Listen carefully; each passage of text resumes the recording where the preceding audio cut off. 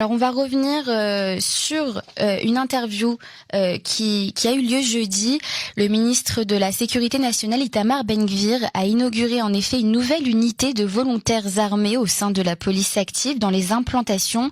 Présentée comme une force d'intervention rapide, cette unité a pour mission de répondre immédiatement à toute attaque avant l'arrivée des forces régulières de police ou de l'armée israélienne.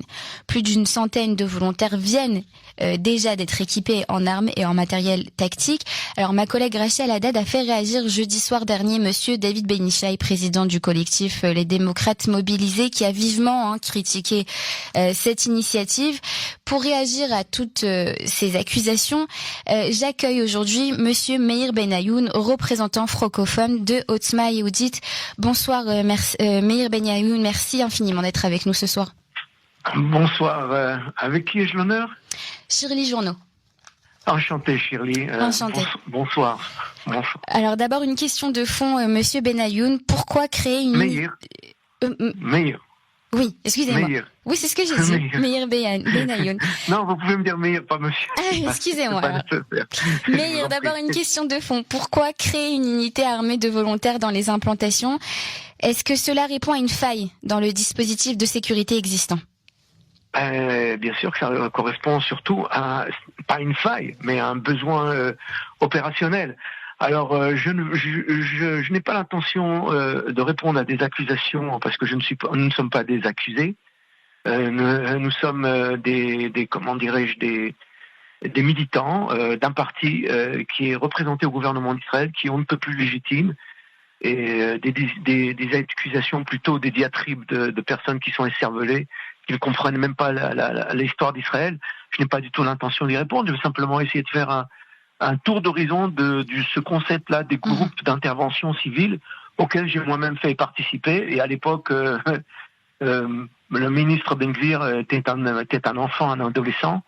Les groupes d'intervention civile, ça existe depuis le début du sionisme, depuis qu'il y a eu des attaques sur les différents yeshuvim, depuis les compagnies de la nuit, comment les Plugot Alayla du général Ord Wingate à l'époque glorieuse du Yeshuv, juste après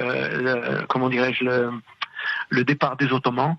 Il s'agissait simplement de défendre les Yeshuvim devant les attaques meurtrières, assassines des personnes, des Arabes. C'est tout, ça existait. Aujourd'hui, c'est encore plus vrai qu'à l'époque. Oui, finalement, et dans tous les Yeshuvim, vous avez des groupes d'intervention civile. Je voudrais simplement rappeler quand même qu'il y a eu des actions héroïques, inouïes, qui ont été d'abord les groupes d'intervention civile. Le ministre Ben-Gvir avait repris ça, a hérité d'une situation qui était avant entre les mains du ministère de la Défense. Il se trouve que ces dernières années, surtout lors du gouvernement précédent, pour des raisons budgétaires, aussi pour des raisons qu'on peut faire dépendre de la fameuse conceptia qui a fait qu'on croyait qu'on pouvait s'arranger avec le Hamas et avec les horreurs nazi-islamistes. On n'a pas besoin tant que ça des groupes d'intervention civile, si bien qu'il y a des yeshuvim comme le kibbutz Be'eri, le kibbutz Ner Chalon, où les équipes d'intervention civile étaient tellement réduites, n'avaient pas du matériel adéquat, n'avaient pas aussi reçu l'entraînement, parce que tout ça c'est budgétaire. Oui. Le ministère de la Défense, surtout l'ancien chef d'état-major, Herzl, avait décidé de diminuer ses forces d'intervention civile. En 91, moi je suis venu habiter à Trécoa, à l'époque j'avais 31 ans, j'ai été moi-même volontaire dans le groupe d'intervention civile, et à cette époque, 91, 92, donc 92 c'est déjà le gouvernement Rabin, donc aux élections de juin 1992, c'est le gouvernement de gauche qui passe. Je vous explique comment que c'était avec quoi à l'époque, les groupes d'intervention civile. On était armés chacun de nos armes personnelles. À l'époque, c'était des Uzi, mais on avait aussi une mitrailleuse. On avait ce qu'on appelle des armements d'une marlaka, c'est-à-dire d'une section en français, si je ne m'abuse, un mortier. On avait même un tireur de précision qui était armé à l'époque de fusils qui étaient assez longs, qui étaient assez lourds. Donc on était vraiment bien armés, on était bien entraînés. Les années d'après, ça s'est un peu amenuisé. Ouais. Et après on a repris ça les années qui ont suivi, et on a eu souvent des alertes. Alerte à l'intrusion d'équipes de Mechablim dans un Yishuv. Alors là, on dit à tous les gens du Yishuv, depuis qu'on a les téléphones cellulaires, c'est plus facile de mettre tout le monde dans l'alerte et de dire à toutes les personnes d'une localité de rentrer à la maison, de s'enfermer, et on peut réunir tous les gens qui interviennent, les volontaires du groupe d'intervention civile qui étaient à l'époque sous le commandement de l'armée. On faisait des entraînements, ça nous était compté comme des jours de Milouine. Il se trouve aujourd'hui que l'armée a exprimé, pour des raisons de logistique, des raisons organisationnelles, elle s'est un peu retirée de cela, et le ministre Ben Gvir a voulu assurer les groupes d'intervention civile, et il avait déjà commencé avant le 7 octobre, ce qui a permis quand même à certains Yeshuvim de pouvoir se défendre. Je veux simplement, il faut rendre hommage à un héros de l'Asia de France. Je suis très ému quand j'en parle d'ailleurs. Il s'appelait Reuven Shishportish, le fils de du docteur de Eric Shishportish et du docteur Nicole Shishportish, qui habite dans le quartier de Kiryat Moshe à Jérusalem. Reuven Shishportish était un garçon formidable, un tzaddik et un soldat vraiment de grande qualité. Il a effectué son service militaire, la moitié dans les commandos marins et la deuxième moitié dans la Sayeret Golani. Il était responsable du groupe d'intervention civile du Moshav Shlomit. Lui et son copain, il a réuni tous les combattants du groupe d'intervention et les a organisés. Il a entendu qu'au Moshav voisin, qui était le Moshav Prigagne, il y a eu des problèmes. Il est venu, lui et son second, qui s'appelait Aviad Cohen, et ces deux garçons, ces deux héros énormes, c'est des héros, même dans les films, on ne voit pas des choses comme ça. Ils ont empêché les terroristes du Hamas de pénétrer dans le Moshav Prigan. Il n'y a pas eu donc d'otages, il n'y a pas eu de personnes qui ont été tuées, mais ces deux braves ont succombé, l'un après l'autre. D'abord Aviad Cohen, ensuite ce fils de l'Alia de France. Il a fait son Alia quand il avait 5 ans, Reuven Shishportish. Il y a un autre, ça nous donne la mesure de l'importance de ces unités-là, qu'elles soient d'abord que les volontaires, ce soient des soldats de qualité, qu'ils soient bien équipés, qu'ils soient bien entraînés, qu'ils soient sur un commandement bien ordonné, sinon ça va faire n'importe quoi. Bien sûr. Aujourd'hui, c'est la police qui prend la responsabilité. Et alors la police d'Israël. Qui encadrerait ces volontaires? Qui encadrerait ces volontaires? C'est la police d'Israël. Vous avez dans chaque groupe d'intervention, vous avez un des volontaires qui est désigné comme Mefaked, comme responsable. Mais après, le commandement, ça veut dire la chaîne de commandement, à l'époque, quand moi j'y étais, c'était Tsahal. Aujourd'hui, c'est la police. La police qui prend de plus en plus de responsabilités en Judée-Samarie, de façon générale dans tout Israël, dans le Negev et partout, même dans le pourtour de Gaza. C'est pas la Judée-Samarie, mais là-bas, les groupes d'intervention ont été extrêmement renforcés par le dynamisme et par la diligence de notre ministre Ben Gvir, qui est, je le signale au passage, un ami et un garçon d'une très grande qualité. Il est à 180 degrés à l'opposé des caricatures qu'on effectue de lui.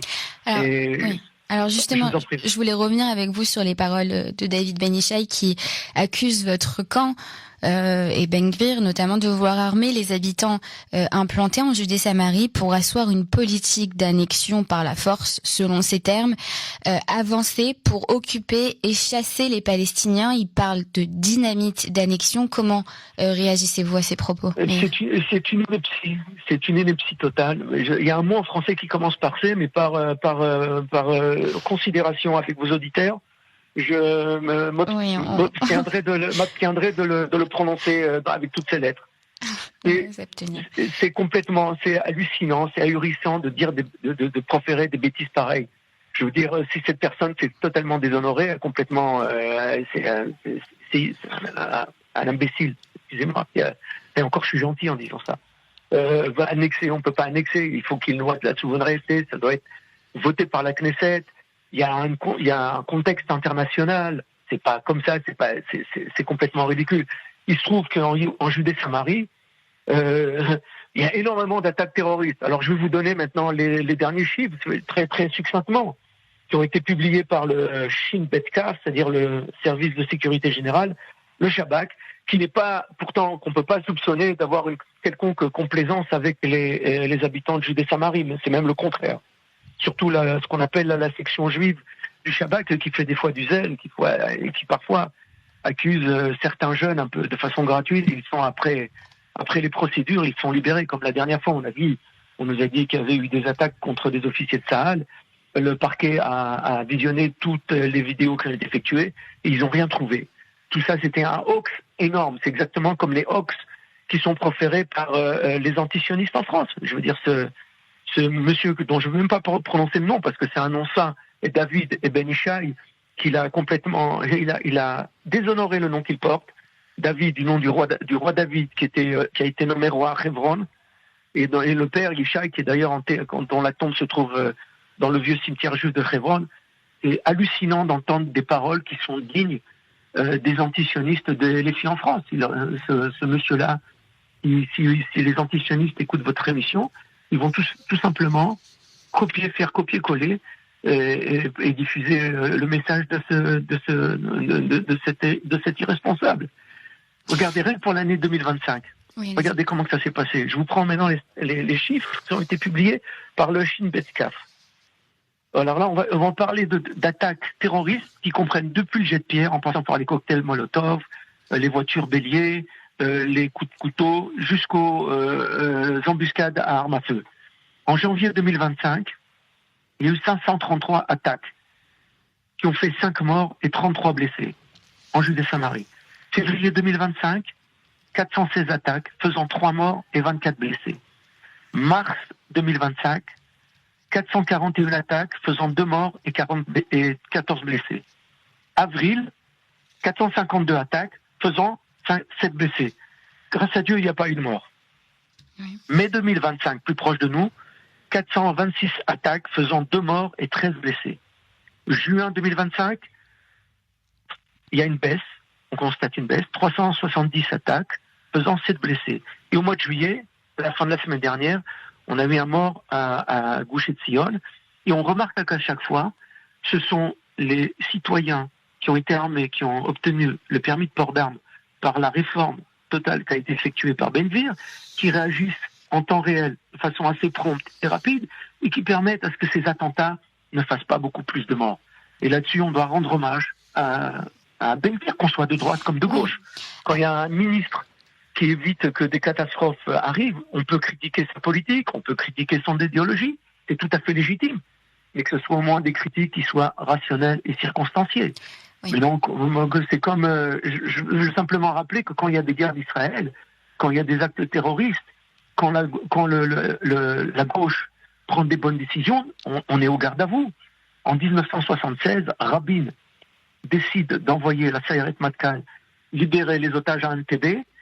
Quand les otages ont été libérés, le rival de Rabin, qui est Menachem Begin, le chef de l'opposition, a prononcé un vibrant hommage à Rabin à la Knesset le lendemain. Pourtant, c'est Rabin qui, en 1948, était le commandant du détachement qui a tiré sur la Tanena, qui a tiré sur Begin et qui a fait 16 morts parmi les volontaires du Bétar qui étaient venus pour la guerre d'indépendance. Malgré cela, Begin, dans sa grandeur d'âme, était prêt à rendre hommage à Rabin, qui était son rival. Aujourd'hui, quand c'est la droite qui mène la politique de défense, on voit pas du tout pas du tout, la gauche se permet de faire de la démoralisation.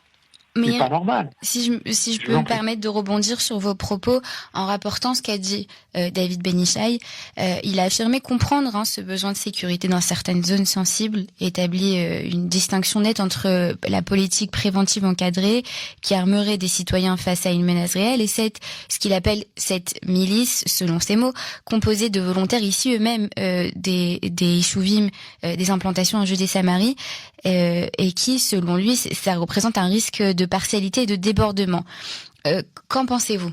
Je viens de répondre à cela. Ces groupes d'intervention existent en Judée-Samarie depuis le début de la Hitiyashvut. Oui. Moi, je vous ai parlé de moi-même, 92, ça fait l'âge de mes enfants, 34 ans, 33 ans. De quel débordement y a-t-il eu? Quel débordement? Les débordements qu'il y a eu, c'était quoi? Des coups de poing de petits jeunes échauffés de 16 ans avec des bergers arabes. Et souvent, ils répondaient à la violence des autres. C'est ridicule. C'est grotesque. Vous ne trouvez pas qu'il y a... risques, Oui. il y a des risques, une risque qu'il y a entre des jeunes, comme il y en a eu en France, quand on était jeunes militants sionistes, on se bagarrait avec des antisémites. C'est du terrorisme, c'est complètement... Oui, alors lui, justement, David Ben Ishai a parlé en effet... Oui. Mais Ben Ishai, il ne sait pas de quoi il parle. Il habite... Regardez, de janvier 2025 à juin 2025, on parle de 2638 attaques terroristes faisant 11 morts. Évidemment, elles ont été éclipsées par le fait qu'il y a la guerre à Gaza et avec l'Iran et dans le nord d'Israël aussi. Pour l'année 2024, regardez, rien qu'en Judée-Samarie, l'année 2024 toute entière, il y a eu 5769 attaques terroristes qui ont fait 46 tués et 339 blessés. Ça fait une moyenne de 4 tués et 29 blessés par mois, rien qu'en Judée-Samarie. Et quand vous devez prendre en ligne de compte aussi que les forces de sécurité, que quand ça agit à Jenin, dans le camp de réfugiés de Jenin, là où il y a des nids de terroristes qui sont terribles, Tsahal au moins arrive à déjouer au moins 20 fois plus d'organisations d'attentats. Donc, le Shin Bet aussi. Oui. On vit dans une zone de guerre et on parle quoi? De quoi on parle? On devrait même dire que face à cette réalité qui est absolument d'une violence inouïe. Vous avez, il n'y a pas longtemps, il y a une jeune femme enceinte qui est partie à l'hôpital. Oui, c'est la guerre. Elle a été tuée. On parle d'une réalité. Et les gens d'à côté, ils ont fait un peu de grabuge, mais ils ont tué personne. Qu'est-ce qu'ils ont fait? Ils ont brûlé des voitures. Vous ne comprenez pas ces craintes exprimées par les ONG israéliennes, par David Ben Ishai qui parle de terrorisme. Ce sont des ONG de collaborateurs. Concernant ces risques de violence incontrôlés entre guillemets contre civils palestiniens. Ce sont des ONG qui, d'après le droit israélien, si le droit était appliqué, devraient être écrouées pour trahison avec l'État d'Israël, haute trahison en temps de guerre. Je vous prends un article. Un seul article du Code pénal. C'est pas moi qui l'ai écrit, le Code pénal. L'article 103 du Code pénal.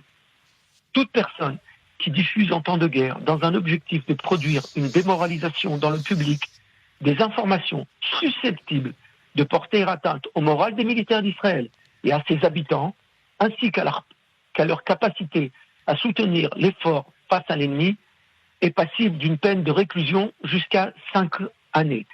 S'il avait l'intention de porter atteinte à la sécurité nationale, la peine peut aller jusqu'à 10 ans de réclusion. Ça, c'est le droit, c'est la loi. Si c'est appliqué ou pas, il faut s'adresser au parquet, qui des fois qui applique la loi à géométrie variable. Ça, c'est déjà un autre sujet. Mais comment on peut parler de crainte en temps de guerre, alors qu'on a subi autant et alors qu'on est encore dans la dynamique du 7 octobre et on a appris qu'est-ce que ça faisait de pas avoir de groupe d'intervention suffisamment efficace, la catastrophe que ça a été. Comment on peut s'imaginer cela? Je veux dire, ça veut dire que la haine des Juifs qui habitent, des pionniers de Judée-Samarie, elle est plus forte que la crainte de l'ennemi. On a vu ce que c'est que l'ennemi. C'est un ennemi nazi. Oui, donc on est en pleine folie furieuse. Je veux dire, je suis pas psychiatre, et je ne sais pas si c'est une maladie curable que des gens aujourd'hui se font du suicide, des ONG comme vous les citez, parce que des volontaires sont prêts à défendre leurs femmes et leurs enfants. Quand vous avez les hommes qui sont au travail, vous avez des fois le jardin d'enfants, l'école. Qui c'est qui va les défendre? Moi, je connais cela. J'ai habité à Tekoa. J'ai travaillé dans la sécurité. Alors, quelles mesures seront prises pour que cette force ne soit pas utilisée à des fins personnelles ou de représailles, ces armements et ces matériels? Ces forces sont sous le commandement de la police. Oui. De la même manière que nous étions sous le commandement de l'armée. On aurait pu aussi, si on était des fous furieux, si on était des terroristes comme nos ennemis. On aurait pu prendre les armes et commencer à exécuter des gens. On n'est pas comme ça. On a cette garantie que ça soit seulement pour se défendre. Mais c'est même stupide, c'est même indécent. Oui, mais c'est important de le dire. Quelle garantie? C'est indécent. C'est indécent parce que l'histoire d'Israël, l'histoire immédiate et l'histoire plus lointaine a prouvé tout le contraire. Et on a vu ce que ça fait comme catastrophe. Les garanties qu'on doit avoir, c'est qu'on n'ait pas encore des bébés qui soient rôtis dans les cuisinières, ou des femmes violées de façon innommable. Je peux même pas dire comment ils ont fait, ou des hommes violés. Il y a 600, sur les 1200 victimes du 7 octobre, il y a 600 personnes qui ont eu la tête coupée. Oui. Oh. Non, c'est vrai qu'il ne faut pas l'oublier. Il y a des gens on a mis 3 mois pour identifier leur reste. On a en face des terroristes d'une extrême violence. Et que c'est vrai que c'est important de rappeler qu'il faut prendre les mesures nécessaires pour pouvoir. Et on a 80% de la population locale qui s'identifie avec ces terroristes, selon les sondages. Alors, avec les minutes qui nous restent, il nous reste 2-3 minutes, Meir. Je voulais revenir aussi sur cet argument que Rachel Haddad a évoqué, souvent avancé par votre parti Otzma Yehudit, celui selon lequel la Judée-Samarie ferait partie intégrante d'Israël selon les frontières de la Torah. David Ben Ishai a critiqué aussi ce fondement idéologique. Il a critiqué la Torah, David Ben Ishai, il a critiqué le Dieu d'Israël. Cet argument de messianique, de fantaisiste et sans base juridique. Ah ben, il est vachement... Comment c'est un gros club des grands antisémites qui critiquent la vérité de la Bible. Je veux dire, welcome to the club des antisémites. Donc cet argument, pour vous, c'est une donnée de culture universelle que le peuple, que la Judée-Samarie, c'est le berceau du peuple juif. Je l'ai cité à l'instant. Je veux dire, le roi Saül, il a eu c'était à Mitzpah. Mitzpah, c'est là où vous avez aujourd'hui la tombe du prophète Samuel, à Nebi Samuel. Pas Mitzpah, pardon. Oui, c'est à Mitzpah qu'il avait son siège. C'est dans le pays de Binyamin. Vous avez, il y a eu la capitale du royaume d'Israël, quand le royaume s'est scindé en deux, c'était à Sichem, qu'on appelle aujourd'hui Naplouse. Naplouse, c'est une déformation du mot romain Napolis. Quand les Romains ont conquis Israël, ils ont donné des noms romains aux villes, comme à Jérusalem, ils l'avaient appelé Aelia Capitolina. Le roi David, on vient d'en parler. Et lui, il s'appelle David. Il devrait changer de prénom. Le roi David a été couronné roi à Hebron. Il a été roi pendant 7 ans avant d'être roi à Jérusalem. Je veux dire, on est en pleine. C'est une donnée de culture universelle. C'est pas une donnée. C'est une donnée qui fait partie de l'héritage, du legs culturel de toute la civilisation mondiale, même en Extrême-Orient, où il y a des civilisations qui n'ont rien à voir ni avec les civilisations chrétiennes, ni avec la civilisation musulmane, le savent. Les musulmans le savent très très bien, et les chrétiens le savent aussi très très bien. C'est bien pour ça qu'ils se sont installés là-bas. Ils se sont installés en Terre Sainte. C'est la Terre Sainte, c'était la terre du peuple d'Israël. Aujourd'hui, parler de colons à 20 minutes de Tel Aviv, c'est hallucinant, c'est de la folie furieuse. Mais c'est de la folie furieuse, surtout quand la France, elle a encore des territoires qui sont à plusieurs fuseaux horaires de l'Hexagone, et à peut-être 20 heures de vol. Il faut, comme on dit, il faut rester sérieux. Benayoun, excusez-moi, je vais devoir vous interrompre. Merci infiniment pour cette interview. On a voulu vous donner la possibilité de pouvoir répondre à David Ben Ishai et à ses propos. Donc voilà, je rappelle que vous êtes représentant francophone de Otzma Yehudit. Je vous souhaite de passer une excellente soirée. On espère vous retrouver très bientôt sur nos ondes. Au revoir, Meir. Moi de même. Que des bonnes choses pour vous. Vous aussi.